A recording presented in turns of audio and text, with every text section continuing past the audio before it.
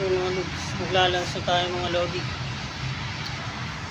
As usual yung pagkain natin everyday ang bula. Sisig. Sisig na naman, walang kamatayang sisig. Walang ibang luto silang pagkain mga lods eh. Ayan ulit.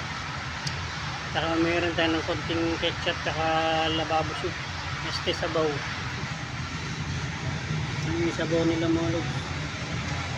Ito mayroon tayo ng konting ketchup saka sisig.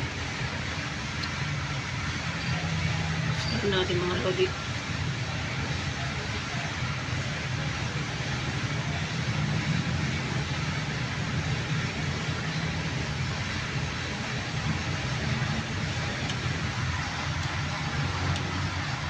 Ayos. Sarap siya mga lodi. Ito yung gusto kong sisig kasi naiprito siya. Medyo crispy yung karne pag ganito mga lodi. Bali na prito yung karne niya.